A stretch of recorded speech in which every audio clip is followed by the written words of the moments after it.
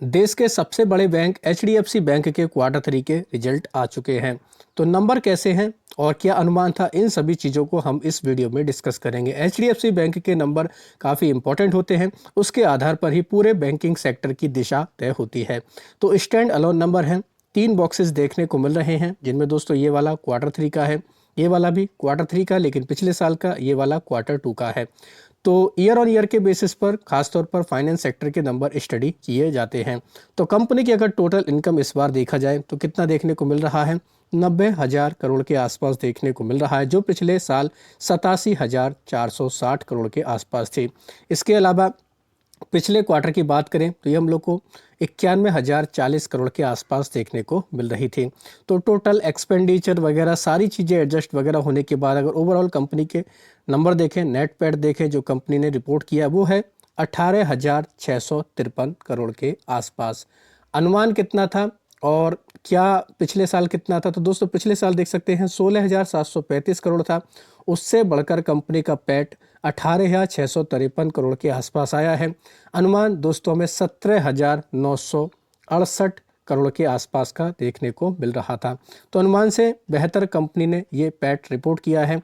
पिछले क्वार्टर में कितना था, ये 18,641 करोड़ के आसपास देखने को मिल रहा था। तो अगर परसेंटेज में देखा जाए, कंपनी का जो स्टैंड अलोन पैट बढ़कर आया वो दोस्तों लगभग 11.5% के आसपास बढ़कर आया है, 18,654 करोड़ देखने को मिला। साथ ही कंपनी की नेट इंटरेस्ट इनकम की बात करें, इसमें 6.4% के आसपास की ग्रोथ रही है, 32,615 करोड़ के आसपास देखने को मिली। टोटल इनकम कंपनी की 87,460 करोड़ से बढ़कर 90,005 करोड़ के आसपास देखने को मिली है। असेट क्वालिटी की अगर बात की जाए, कंपनी का जीएनपी देखें यानी कि ग्रॉस नॉन परफॉर्मिंग एसेट की बात की जाए, ये दोस्तों हम लोग को 35,180 करोड़ के आसपास देखने को मिल रहा है, जो पहले 36,019 करोड़ के आसपास थे, यानी कि मामूली सा ये घटकर आया, जो कह सकते हैं कहीं ना कहीं इंपॉर्टेंट है। कंपनी का अगर ग्रॉस एनपीए का रेशियो देखें, ये 1.24% रहा, जो पहले 1.42% था, यानी कि ये भी बेहतर हुआ है। नेट एनपीए की बात करें, ये भी डिक्लाइन होकर आया है, 0.42% रहा है, जो पहले 0.46% के आसपास देखने को मिल रहा था।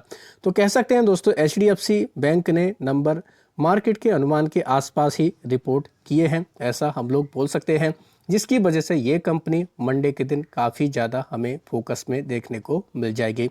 तो ये नंबर दोस्तों मोटे तौर पर यानी कि इम्पोर्टेंट पॉइंट ही स्टडी किए गए हैं। आप चाहें तो डिटेल में जाकर इस कंपनी को पढ़ सकते हैं, उसके अकॉर्डिंग अपनी रणनीति बना सकते हैं।